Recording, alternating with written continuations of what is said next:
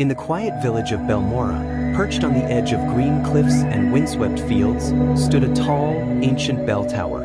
It loomed above the town square, made of dark stone, older than anyone could remember.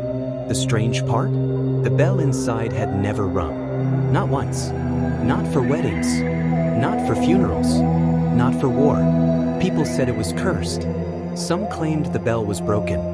Others whispered that if it ever rang, something terrible would wake beneath the village. For Elian, a curious 16-year-old boy who worked at the bakery, the bell tower wasn't frightening, it was fascinating. He had passed it every day of his life. Its door was always locked, its narrow windows sealed by iron. But every night he dreamed of the bell ringing, a deep, echoing toll, and a voice calling his name. One cold evening, a stranger arrived. She wore a gray cloak, her hair silver despite her youth. She walked straight to the tower and placed her hand on the stone. Then she said quietly, "It's waking." Elian saw her from the bakery window. When she turned and met his eyes, something inside him clicked, like a forgotten key fitting into an invisible lock. Later that night, she found him. "My name is Vale," she said. "I knew your grandfather." "My grandfather died before I was born," Elian replied. Vale nodded. He was the last bell keeper. That night, she told him the truth. The bell wasn't just a bell. It was a seal. Underneath Belmora, in the stone below the tower, slept an ancient force, a being made of memory and shadow, locked away centuries ago. The bell had been built not to call people, but to contain that being. Elian's family had been tasked with guarding it, until his grandfather died and the tower fell silent. Strange things began happening. People forgot their own names. Whole buildings disappeared from memory. A child vanished, and his parents insisted they had never had a son. The village was unraveling. Vale explained, "The seal is weakening. The bell wants to ring, but it can't do it alone. It needs a keeper." Elian was the last descendant. He was the only one who could climb the tower and ring the bell to rebind the seal. But first, he needed the bell key, an artifact hidden by his grandfather before his death. The key wasn't metal. It was a song only Elian could remember. He began hearing it in dreams. A 4-note chime, soft but haunting. Each day, he drew closer to the tower. He began to remember things no one had told him, secret names, forgotten histories, even a map hidden beneath the bakery's floorboards. The shadow under Belmora was waking.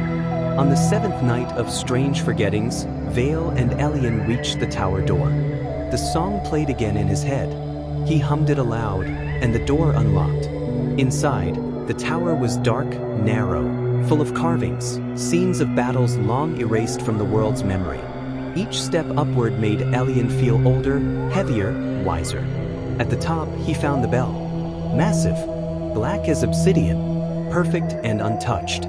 The village below was quiet. Too quiet. People were forgetting themselves. Soon, the town would fade entirely, and the creature beneath would rise into a world that no longer remembered how to fight it. Vale pressed her hand to his chest.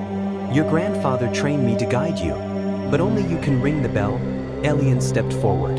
He sang the song, his family's memory, passed through blood and dream. The bell shook. The sound rippled through the village like wind over water. People stopped in the streets, blinking. Names returned. Memories snapped back. The missing child ran into his mother's arms. Buildings restored themselves. The bakery's chimney smoked again. And below the tower, the ancient shadow screamed, not in rage, but in fear. Because the bell didn't just seal it away. It named it. And with a true name, the shadow lost its power. Elian watched as the carvings on the bell glowed faintly, then dimmed. The air went still. The seal was restored.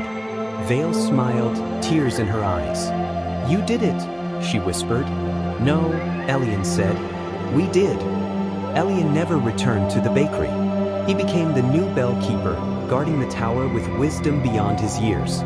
People still feared the bell, but now they also respected it. It had saved them. And sometimes, on quiet nights, when the fog rolled in from the sea, Elian would climb to the top of the tower and press his hand to the bell. It never rang again. But he knew, when the time came and the world forgot its truths once more, he would be ready.